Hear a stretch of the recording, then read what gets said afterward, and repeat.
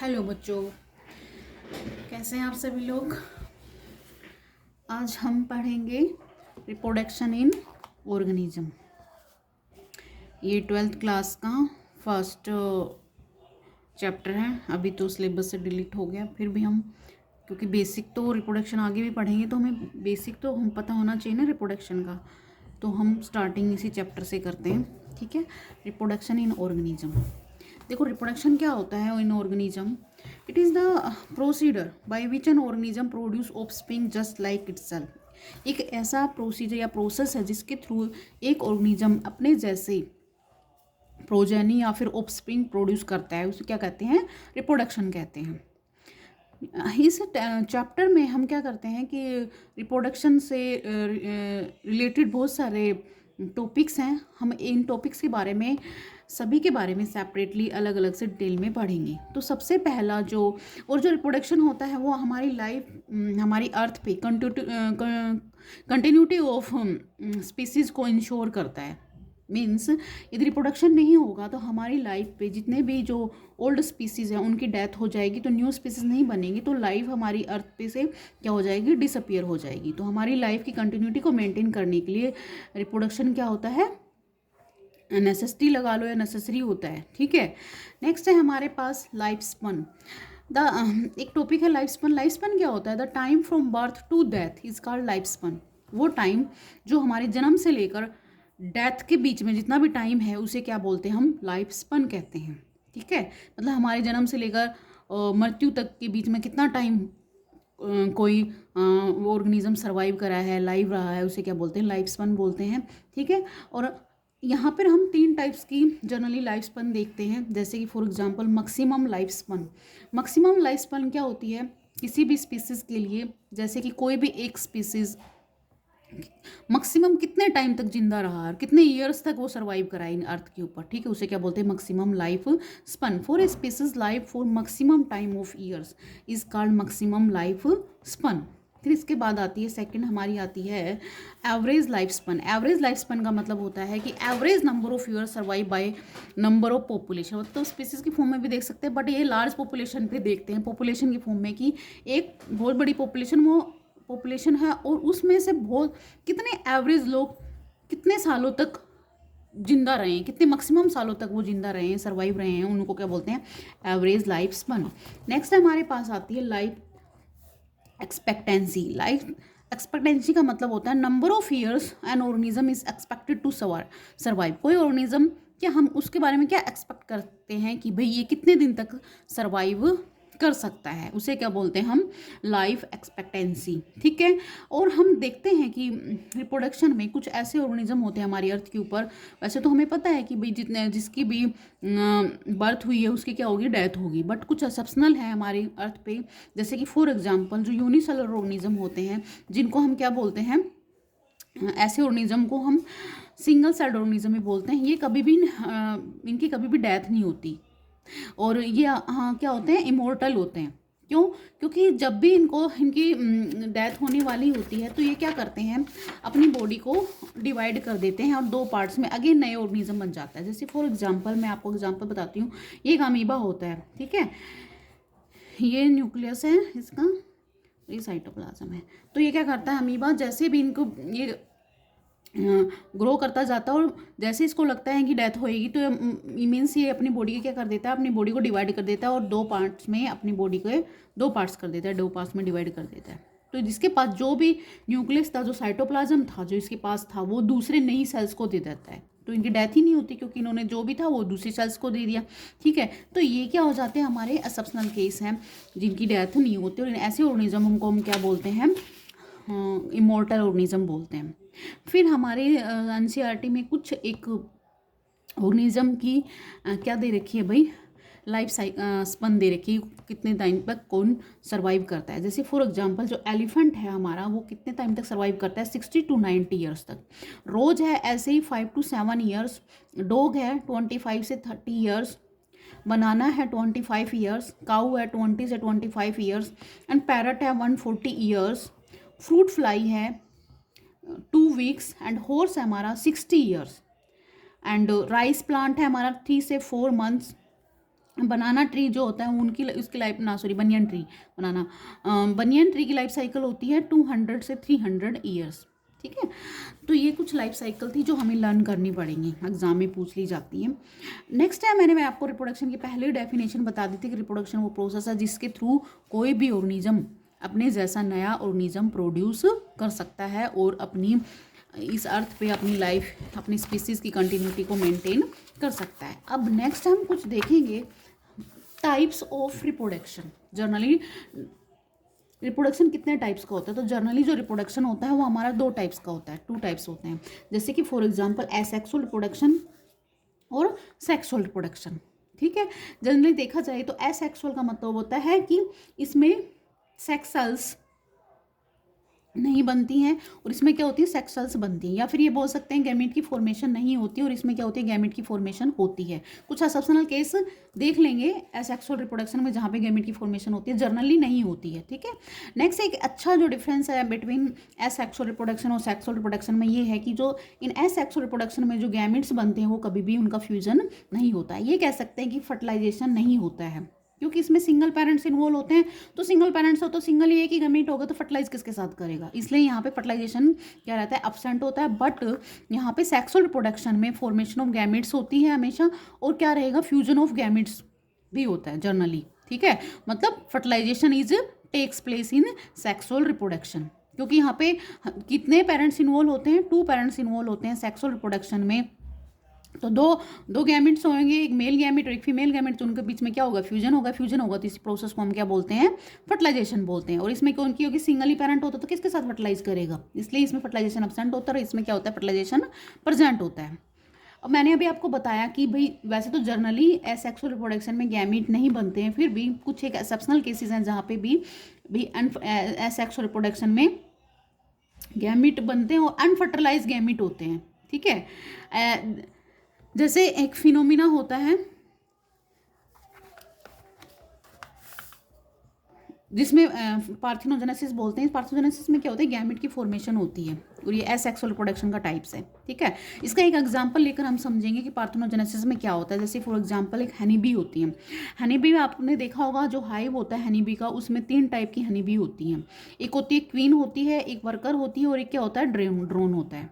और जो क्वीन और वर्कर होती है दोनों ही फीमेल होती हैं। जो क्वीन होती है वो फर्टाइल फीमेल होती है। फर्टाइल का मीन्स होता है कि वो बच्चे प्रोड्यूस कर सकती है। वर्कर जो होती हैं वो सर्टाइल होती हैं। सर्टाइल का मतलब होता है कि वो बच्चे बेबी प्रोड्यूस नहीं कर सकते हैं। और ड्रोन क्या होता है, मेल होता है। ठीक है, तो इसमें क्या होता है कि ये जो क्वीन होती है जनरली स्पेशली बच्चे प्रोड्यूस करने के लिए ही होती है, इसका और कोई काम नहीं होता। जितना भी काम होता है इस हाइव में वो वर्कर ही संभालती हैं।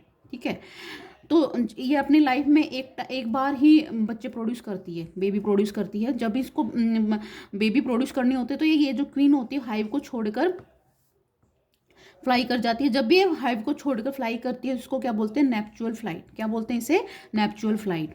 ठीक है, तो जैसे ये क्वीन नेप्चुअल फ्लाइट करती है तो उसके पीछे पीछे बहुत सारे ड्रोन भी फ्लाइट करते हैं। बट इनमें से सारे ड्रोन सक्सेसफुल नहीं होते हैं किसके साथ, मेट करने के लिए, क्वीन के साथ। इनमें से एक ही ड्रोन क्या कर सकता है, क्वीन के साथ मेट कर सकता है या मेट करने का चांस मिलता है उसे। जैसे ही वो मेट करता है उसकी क्या हो जाती है, डेथ हो जाती है। ठीक है, तो जैसे फॉर एग्जांपल इस क्वीन को ड्रोन मेल ने फर्टिलाइज कर दिया, तो वो क्या करता है, इसकी बॉडी में, क्वीन की बॉडी में, मैं आपको यहाँ पे समझाती हूँ। ये हमारी क्वीन है, इसकी बॉडी में क्या करता है, वो अपने स्पर्म इंजेक्ट कर देता है। ये स्पर्म इंजेक्ट कर दिए उसने। ठीक है, और बहुत सारे स्पर्म इंजेक्ट करें, और ये क्वीन जो है ये क्या बनाएगी भाई, एग प्रोड्यूस करेगी। और जो स्पर्म है ये भी एन है और जो एग है ये भी एन है। ठीक है, तो जब भी ये फर्टिलाइजेशन होगा तो इनसे जो बनेगा, फर्टिलाइजेशन से क्या हो जाएगा, डिप्लॉयड बनेगा, ऑर्गेनिज्म बनेगा। डिप्लॉयड से 2 क्या बनेंगी, फीमेल बनेगी। और फीमेल कैसी बनेगी, कैसी बनेगी, वर्कर बनती हैं ये। ठीक है, और इन वर्कर में से ही क्या होता है, कोई एक क्वीन बनती है। क्या बनती है, एक क्वीन बनती है। वो बाद में बनती है, क्योंकि जब तक जो पुरानी वाली जो क्वीन, ओल्ड जो क्वीन हाइव में रहती है, तब तक वो क्या करती है, जो वर्कर होती हैं इनको स्ट्राइल ही रखती है। वो एक ऐसा केमिकल इन पे स्प्रे करती रहती है जिसकी वजह से ये क्वीन नहीं बन सकती। ठीक है। उसके बाद जैसे इसकी डेथ हो जाती है या फिर ये मरने वाली होती है, तब जाकर ये इनमें से कोई भी वर्कर, एक वर्कर किसका काम संभालती है, क्वीन का काम संभालती है। उसको खाने के लिए एक सब्सटेंस मिलता है, ठीक है, मान लो इसका फूड बोल दो, उसको बोलते हैं रॉयल जेली। जब इसको रॉयल जेली खाने को मिल जाएगी कोई भी वर्कर को इनमें से, तो वो किसका काम करने लग जाती है, क्वीन का काम करेगी। बाकी सारी क्या रहेंगी, फिर ये भी आगे क्या करती है, केमिकल स्प्रे कर देती है बाकी वर्कर्स पे, तो वो बाकी वर्कर क्वीन नहीं बन सकती हैं। ठीक है, तो ऐसे ये वर्कर का काम होता है। तो मैं क्या बता रही थी कि जो डिप्लॉयड हैं, ये जो फ्यूज़न होगा इससे क्या बनेंगी भाई, फीमेल बनेंगी, वो डिप्लॉयड होती हैं। बट जैसे ही ये जो स्पर्म थे, ये सारे डिपॉजिट यहाँ पे थे, सारे इनके साथ फर्टिलाइज हो जाते हैं, तो जितने भी स्पर्म इंजेक्ट करे थे सारे खत्म हो जाएंगे। बाकी जो ये जो फीमेल क्वीन है ये एग प्रोड्यूस करती रहेगी, तो एग को फर्टिलाइज करने के लिए स्पर्म तो मिलेंगे नहीं इसकी बॉडी में, तो फिर ये क्या करती हैं, इन्हीं एग से नया बेबी बनाती है। ठीक है, उस बेबी को हम क्या बोलेंगे, ड्रोन बोलते हैं, जो कि क्या होता है, अनफर्टिलाइज्ड एग से बनता है। किससे बनता है, अनफर्टिलाइज्ड एग से बनता है, और ये आगे चलकर क्या बनेगा, मेल ही है। ठीक है, अनफर्टिलाइज एग से। तो मैंने बताया कि एसेक्सुअल रिप्रोडक्शन में कई बार गैमेट की फॉर्मेशन होती है और वो कैसे होते हैं, अनफर्टिलाइज्ड होते हैं। ठीक है, तो ये था पार्थिनोजेनेसिस फिनोमेना, जो कि किसका टाइप होता है, एसेक्सुअल रिप्रोडक्शन का टाइप होता है, जिसमें गैमेट की फॉर्मेशन होती है। ठीक है, तो ये फिनोमेना पार्थिनोजेनेसिस था। नेक्स्ट मैंने बताया कि वैसे तो जनरली क्या होता है भाई, सेक्सुअल रिप्रोडक्शन में दो ही पेरेंट्स इन्वॉल्व होते हैं, बट कई बार एक्सेप्शनल भी होता है, सिंगल पेरेंट भी सेक्सुअल रिप्रोडक्शन करता है। फॉर एग्जांपल हम देखते हैं टैपवॉर्म एक ऐसा एनिमल है, इंसेक्ट वॉर्म होता है जो हमारी ह्यूमन बॉडी में मिलता है। तो ये क्या करता है, इसके पास ये हेर्माफ्रोडाइट होता है। हेर्माफ्रोडाइट वो एनिमल्स या ऑर्गेनिज्म होते हैं जिनके पास दोनों गैमेट प्रोड्यूस कर सकते हैं, मेल भी गैमेट प्रोड्यूस कर सकते हैं और फीमेल भी गैमेट प्रोड्यूस कर सकते हैं। क्योंकि टैपवॉर्म हमारी ह्यूमन बॉडी के अंदर रहता है तो बाहर तो निकल नहीं पाता, तो ये क्या करता है, इसको दूसरा पार्टनर तो अपना मिलता नहीं फर्टिलाइज करने के लिए, तो ये अपने ही जो गैमेट्स होते हैं, मेल और फीमेल गैमेट को क्या कर लेता है, फ्यूजन करवा लेता है, और इन्हीं से वो नए ऑर्गेनिज्म न्यू ऑर्गेनिज्म क्या करता है, प्रोड्यूस करता है। ठीक है, और इसको बोलते हैं सेल्फ फर्टिलाइजेशन। क्या बोलते हैं इसको, सेल्फ फर्टिलाइजेशन। और जनरली क्या होता है, अर्थवॉर्म भी एक हर्माफ्रोडाइट, अर्थवॉर्म जो होता है हमारा वो भी हर्माफ्रोडाइट एनिमल ही होता है, बट ये क्रॉस फर्टिलाइजेशन करता है। कैसी फर्टिलाइजेशन करता है, क्रॉस फर्टिलाइजेशन, क्योंकि हमारी जो नेचर है वो भी क्या करती है, क्रॉस फर्टिलाइजेशन को ही फेवर करती है, क्योंकि इससे जो ऑर्गेनिज्म ऑफ स्पीसीज बनेंगे वो क्या बनेंगे भी, स्ट्रॉन्ग बनेंगे। जो हमारी इन्वायरमेंटल कंडीशन आ जाती हैं, कई बार हरास कंडीशन आ जाती है, तो वो इनको क्या कर सकती हैं, टॉलरेट कर सकती है। जैसे फॉर एग्जांपल कोई ऐसी महामारी आ जाती है, तो इससे जो बच्चे बनेंगे वो स्ट्रॉन्ग बनेंगे, उसको क्या कर पाएंगे, टॉलरेट कर पाएंगे। बट जो सेल्फ फर्टिलाइजेशन से क्या होता है, वीक इन प्रोजनी या ऑफस्प्रिंग प्रोड्यूस होंगे, मान लो कोई भी ऐसी बीमारी आ सकती है, तो उन सभी की क्या हो सकती है, डेथ हो सकती है। बट क्रॉस फर्टिलाइजेशन में चांस कम होते हैं ऐसा होने के। नेक्स्ट हमारे पास आता है, वैसे तो जनरली सिंगल पेरेंट ही होते हैं इसमें सेक्सुअल रिप्रोडक्शन में, जिसको हम क्या बोलते हैं, यूनिसेक्सुअल। क्या बोलेंगे, यूनिसेक्सुअल। तो ये थोड़े बेसिक डिफरेंस थे बिटवीन सेक्सुअल रिप्रोडक्शन और एसेक्सुअल रिप्रोडक्शन। और इसमें जो भी प्रोजेनी बनेंगे सेक्सुअल रिप्रोडक्शन में, उनमें वेरिएशंस होते हैं, बट एसेक्सुअल रिप्रोडक्शन में वेरिएशन जनरली देखने को नहीं मिलते, क्योंकि जो एसेक्सुअल रिप्रोडक्शन होता है उसमें एक ही पेरेंट्स इन्वॉल्व होता है। वेरिएशन तब आएंगे ना जब दो पेरेंट्स के बीच में फ्यूजन होगा, फर्टिलाइजेशन, कुछ जीन्स वहाँ से आएंगे, हाफ जीन्स मेल से आएंगे, हाफ जीन फीमेल से आएंगे, तो वेरिएशंस क्रिएट होते हैं। बट सेक्सुअल रिप्रोडक्शन में वेरिएशंस क्रिएट्स हो जाते हैं क्योंकि इसमें दो पेरेंट्स इन्वॉल्व होते हैं। तो यहाँ पे जो बच्चे जो प्रोड्यूस होते हैं वो क्या होते हैं भाई, स्ट्रॉन्ग होते हैं और अपने पेरेंट्स के जैसे नहीं, सेम अपने पेरेंट्स के जैसे नहीं होते। बट सेक्सुअल रिप्रोडक्शन में क्या होते हैं कि जो प्रोजेनी होंगे एसेक्सुअल रिप्रोडक्शन की जो प्रोजेनी होंगे वो क्या होते हैं, सेम अपने पेरेंट्स के जैसी कॉपी होती है, सेम कॉपी होती है, कार्बन कॉपी बोल सकते हैं यहाँ पे इसको। ठीक है, क्योंकि इसमें सिंगल पेरेंट इन्वॉल्व होता है। सिंगल पेरेंट इन्वॉल्व होएगा तो किसके साथ फ्यूज करेगा, फ्यूजन नहीं हो, एब्सेंट होता है, फर्टिलाइजेशन एब्सेंट होता है, तो दूसरा के जीन्स इसमें मतलब मिक्स नहीं हो पाते हैं, तो वेरिएशन मतलब डिफरेंस क्रिएट नहीं हो पाते हैं, ठीक है। तो इसमें सेम अपने पेरेंट्स के जैसे होते हैं, बट सेक्सुअल रिप्रोडक्शन में क्या होता है, जो सेक्सुअल जो रिप्रोडक्शन है हमारा, इसमें 2 पेरेंट्स इन्वॉल्व होते हैं, तो क्या होगा, भी फ्यूज़न होता है, और फ्यूज़न की वजह से वेरिएशंस आते हैं, वेरिएशंस की वजह से जो प्रोजेनी होते हैं वो अपने पेरेंट्स की सेम कार्बन कॉपी नहीं होते हैं, नोट सेम, क्योंकि वो हाफ अपने मेल पेरेंट्स से मिलेंगे, हाफ वो अपने फीमेल पेरेंट्स से मिलते हैं, क्योंकि इसमें डिफरेंस क्रिएट हो जाते हैं, ठीक है। तो ये हमारे कुछ सेक्सुअल और एसेक्सुअल रिप्रोडक्शन के बीच में डिफरेंस थे। नेक्स्ट टाइम मैंने आपको पार्थिनोजेनेसिस बताया ही था। पार्थिनोजेनेसिस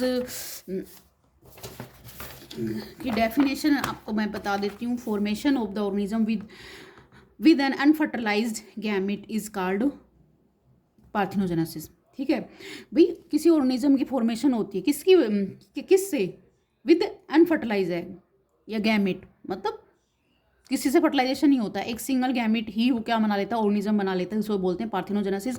और वैसे जनरली पार्थिनोजेनेसिस कुछ आपके एग्जांपल दे रखे हैं, बट मैं आपको टाइप्स भी बता देती हूँ। एनसीईआरटी में टाइप्स होते हैं पार्थिनोजेनेसिस के, 3 टाइप्स होते हैं, हेरिनोटोकी, थैल्यूटोकी और एम्पीटोकी। हेरिनोटोकी में क्या होता है कि यदि if unfertilised egg form male, यदि अनफर्टिलाइज एग से मेल बनता है तो इसको हेरिनोटोकी बोलते हैं।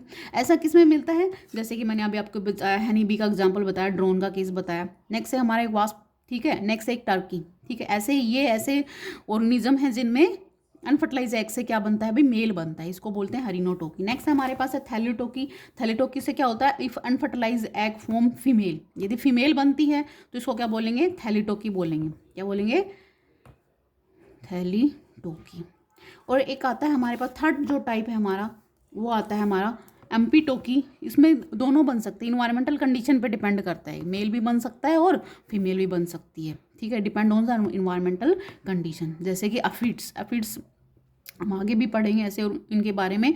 तो ये इन्वायरमेंटल कंडीशन से मेल भी बना सकते हैं और फीमेल भी बना सकते हैं। तो ये था आज के लिए इतना टॉपिक्स। फिर नेक्स्ट वीडियो में मिलते हैं। अब बताना कैसे लगा आपको। Bye bye, thank you.